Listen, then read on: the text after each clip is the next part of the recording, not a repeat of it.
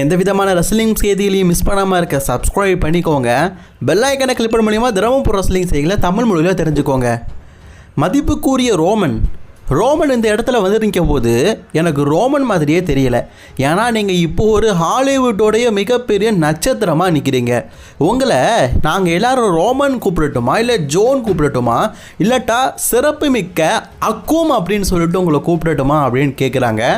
நீங்கள் எப்படி வேணாலும் கூப்பிடலாம், ஆனால் என்னுடைய கெரியர் முழுக்க ரோமன் அப்படிங்கிற பேர் மட்டும் தான் நினச்சி நிற்கும். சரி, அக்கும் அப்படிங்கிற பேரை பற்றி என்ன நினைக்கிறீங்க ஜோ அப்படின்னு கேட்குறாங்க. அக்கும் என்னுடைய ஃபேவரட் கேரக்டர்.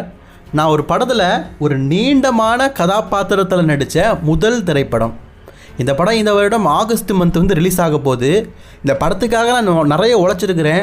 2025 நான் நிறைய நாள் ரெஸ்லிங் பண்ணாமல் கூட இருந்திருக்கிறேன். ஸோ அந்த படம் எனக்கு ரொம்ப முக்கியம். ஆனால் நான் இப்போது அக்குமா இல்லை, ரோமனை தான் இருக்கிறேன். நீங்கள் ரோமன்னே கூப்பிடலாம் அப்படின்னு சொல்கிறாரு.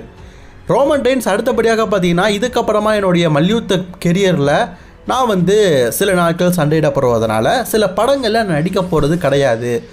சில நாட்களுக்கு அப்புறமா தான் நான் ரெஸ்லிங் பண்ண போகிறேன். அப்படியா? அப்போ நான் உங்ககிட்ட இன்னொரு கேள்வியை கேட்டாகணுமே, இதை பற்றி என்ன நினைக்கிறீங்க? வாவ், சூப்பர் டோரியா, இந்த படத்தோடைய பார்ட் 2க்கு நீங்கள் வந்து வாய்ஸ் ஓவர் கொடுத்தீங்க. அதை பற்றி ஏதாவது சொல்லலாமான்னு கேட்கும்போது, அஃப்கோர்ஸ் என்னுடைய வாழ்க்கையில் நான் மறக்க முடியாத நாட்கள்.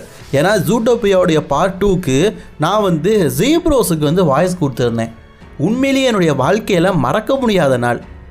சரி ரோமன், இந்த 2 வரிகுதிரைகளில் எந்த வரிகுதிரை நீங்கள் என்று உங்களுக்கு தெரியுதான்னு கேட்கும்போது அவர் ஒரு வரிகுதிரையை காட்டி சொல்கிறாரு.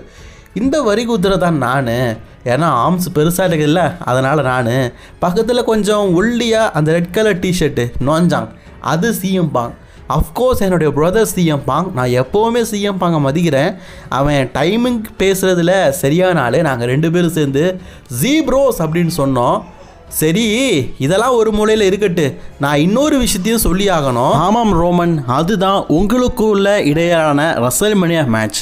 இதை பற்றி நீங்கள் என்ன நினைக்கிறீங்க? எஸ், பங்குக்கும் எனக்கும் ரெஸ்ல்மேனியா மேட்ச் நடக்குது. நான் ராயல் ரம்பிள் வெற்றி பெற்றதுனால பங்குக்கு இடையிலான ஹெவிவெயிட் சாம்பியன்ஷிப்பாக மோதுறேன். பங்க், நீ என்ன தான் என்னுடைய நண்பனாக இருந்தாலும் நான் உங்ககிட்ட ஒரு விஷயத்த சொல்கிறேன். இந்த ரெஸ்ல்மேனியா முடியும் போது உன் டைட்டில் என்னுடைய முதுகில் இருக்கும்.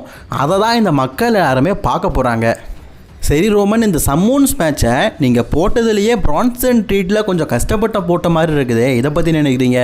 ஆமாம், என்னுடைய ஃபேஸை பார்த்தாலே உங்களுக்கு தெரியும். பிரான்சன் ட்ரீட்டும் ஒரு சம்மூன் ஃபேமிலியை சேர்ந்தவன் தான். அவன் கொஞ்சம் வெயிட் அதிகமாக இருந்ததுனால அவனை தூக்கிறதுக்கு ரொம்ப கஷ்டமாக இருந்தது. ஒருவேளை என் குடும்பத்தில் இருக்கிற என்னோட டேடியோ அல்லது மற்றவங்களோ ஈஸியாக அவனை தூக்கியிருக்கலாம். ஆனால் என்னால் முடியலை. மேபி அவன் இப்போ ட்ரீட்மெண்ட்டில் இருக்கிறான். உடல் எடையை குறைச்சதுக்கப்புறமா சுலபமாக அவனுக்கு தூக்குவேன் அப்படின்னு நான் நம்புகிறேன் அப்படிங்கிற மாதிரி ரோமன் சொல்கிறாரு. அண்ட் பாங், ஜீப்ரோஸோடைய நேரம்லாம் முடிஞ்சிருச்சு. இதுக்கப்புறமா நீ ஜீப்ரோஸை வச்சு எந்த விதத்துலையும் ஒப்பேற்ற முடியாது. ரெஸ்ல்மேனியாக்கு அப்புறமா என்னுடைய ஹெவிவெயிட் சாம்பியன்ஷிப் என்கிட்ட இருக்கும். ஜூன் மந்த் வந்து அக்குமா கேரக்டரில் நடிச்ச படத்தை பார்க்கும்போது உன்னுடைய ஹெவிவெயிட் சாம்பியன்ஷிப் என்கிட்ட இருக்கும் அப்படிங்கிற மாதிரி பேசியிருக்காரு.